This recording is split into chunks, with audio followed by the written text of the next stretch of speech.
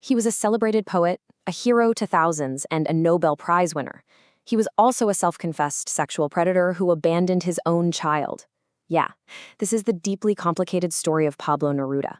And with this year marking the 120th anniversary of his birth and the 100th of his most famous book, now is the perfect time to try and make sense of the man's profound contradictions. I mean, just listen to that. With lines like this, it's no wonder Neruda became the world's poet of sublime, passionate love. His words could just reach in and grab the very essence of desire and nature, making millions of hearts beat faster. He basically built an entire universe on the power of romance. But here's the thing. The name Pablo Neruda was completely made up. It was an act of rebellion. See, his real name was Neftali Reyes, and his dad, a railroad worker, thought writing was a totally useless distraction. So what's a kid to do? He invents a secret identity so he can chase his passion in the shadows. And luckily, his path was shaped by another literary giant. It turns out his school principal was none other than Gabriela Mistral, who would go on to win the Nobel Prize herself. She saw his genius right away, loaned him books by the great Russian authors, and basically opened a door to a world way beyond his small Chilean town. And boy, did that mentorship pay off. Can you imagine, at just 20 years old, you publish a book of poems that becomes one of the best-selling poetry books in history. A full century later, people are still reading it, still falling in love with it, all around the globe. It's just incredible. But the romantic poet, the poet of love, was about to be forged into something, well, something entirely different. A really brutal historical event would come along and transform both the man and his work, igniting a political fire that would define the rest of his life. That turning point was the Spanish Civil War.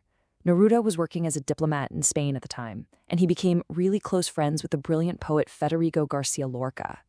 When Lorca was murdered by fascist forces, the threat of fascism suddenly wasn't some abstract idea anymore. It became a deeply personal wound.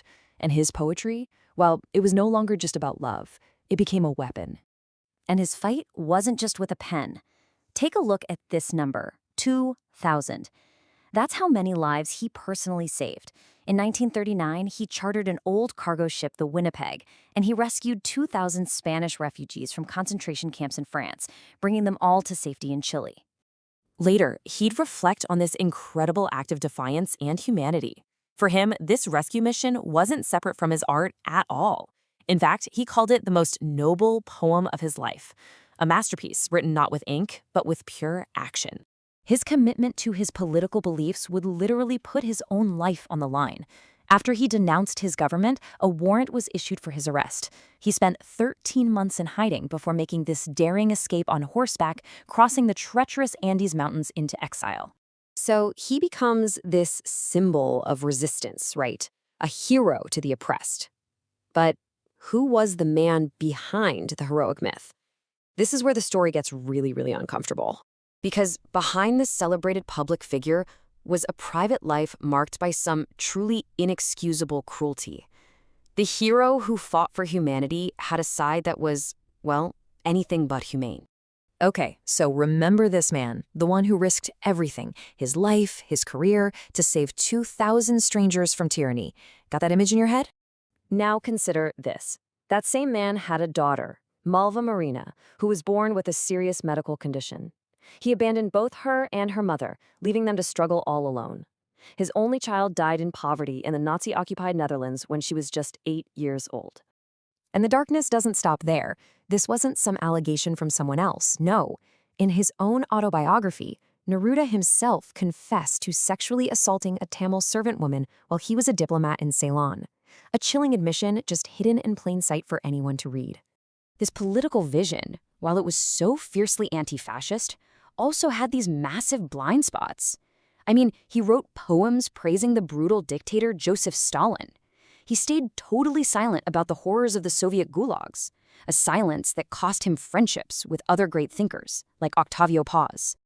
So, how do we reconcile all of this? How can one person contain such greatness and at the same time such baseness? This really is the central paradox of Pablo Neruda. You know, maybe his contemporary, the writer Jorge Luis Borges, put it best. It's so blunt. When someone asked him about Neruda, Borges just said, a very good poet, but a very mean person. Let's just look at this side by side. On one side, you've got the poet, rescuer of refugees, fighter of fascism, Nobel laureate. And on the other, you have the man, the father who abandons his disabled child, the apologist for dictators, the self-confessed sexual predator. And the hardest part to grasp, they are one and the same person.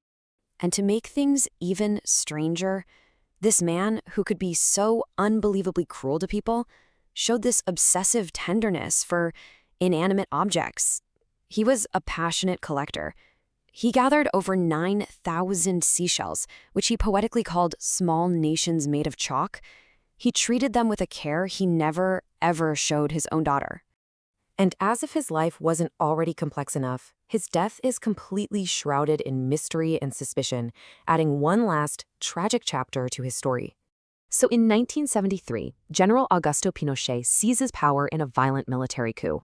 Just 11 days later, Neruda, who was sick with cancer but was getting ready to go into exile, dies suddenly in a hospital. The official cause of death? Cancer.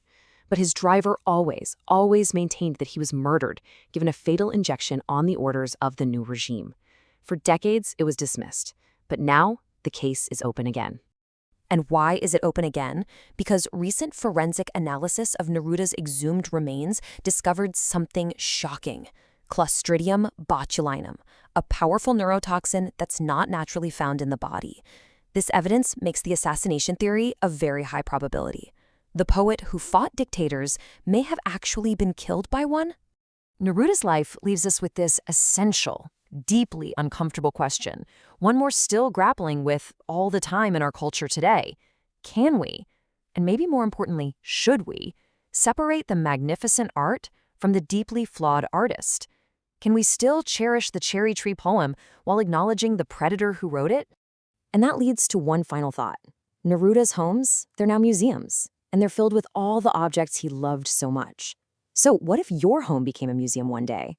What story would the things you've collected tell about you? What truths and what contradictions would they reveal about your soul?